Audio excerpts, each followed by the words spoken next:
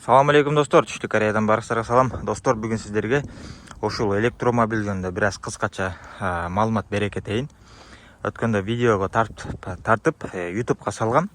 Салсам көптөгөн мекендештер жазып тур, бизге да керек, алып бер деп. Башында эле айтайын достор, кыскача маалымат.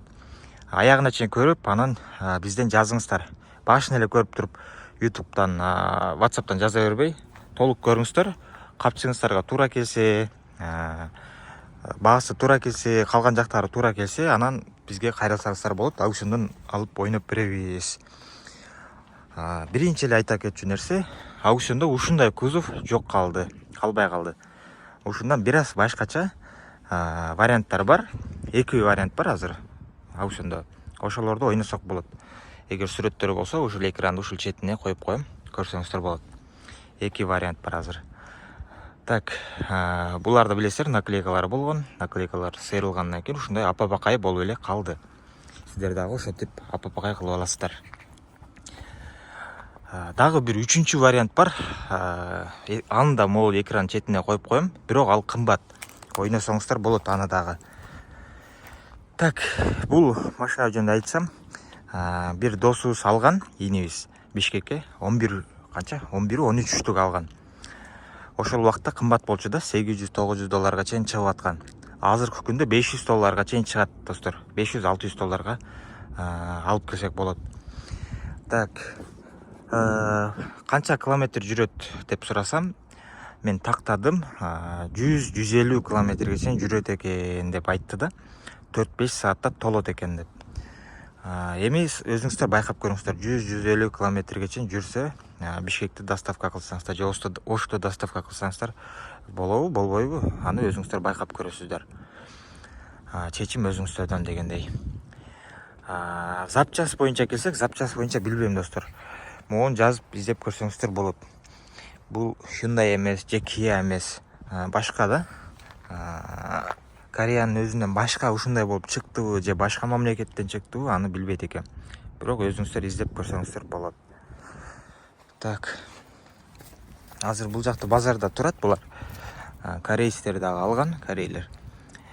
Жабык экен машина. Артында ушундай чакан бар. Эстасы. Ушул жери эле бош да, калган астында эмне бар деп ойлошуңуздар мүмкүн. Могул жакта немеси бар, батареясы бар. Батарея ушул жерде орношкон. Эшиктер жабык. Баса экинчи вариантта ушул жерде орундук жок да, бир тарабында. Мында 2 киши олтурса, анда 1 киши эле олтурат, бирок орундук жасатып койсоңуздар болот да. Бир матистинби, же жөн эле жерге эле олтуруп аласыздарбы, бирок орундук жок. Экинчи варианты 4 штук эле бир башкача болгон. Ал деле арзан достор.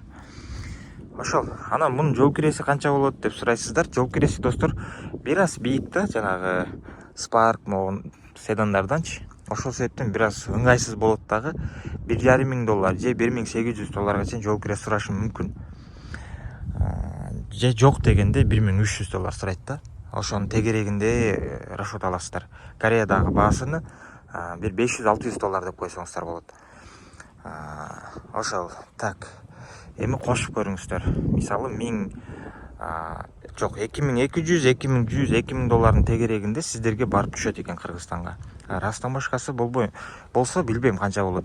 Растаможка жок деп айтылат электромобилге, бирок $100-200 төлөп калышыңыздар мүмкүн. Анда эске алып коюңуздар. Номерлери менен бир $400-500 болуп кетиши мүмкүн да, растаможка номер. Андагы эске алып коюңуздар. Мындайча айтканда сиздерге $2,5-3,000 барып туруп калышы мүмкүн. Бул да так маалымат эмес да. Алам десеңиздер, ошол расчет алыңыздар. $2,5-3,000 тегерегинде болот деп. Өзүңүздөр фирмаңыздар болсо, алып доставкага койсоңуздар болот. Же болбосо жана биз айткан экинчи вариант бар. Ал кымбатыраак, ошону ойносоңуздар болот. Бул четке сүрөтүн коем, ал болсо кымбат эле болот. Канча Кореядагы баасы эле достор $1,5-2,000 болуп кетет.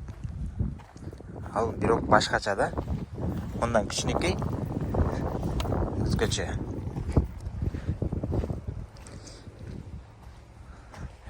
бул анан бул жерде турат. Окшош үчөө. Окей. Ушундай достор. YouTube'дан толук көрүп, анан жазыңыздар. Баарыңыздарга ден соолук жана ийгилик. Салам алейкум.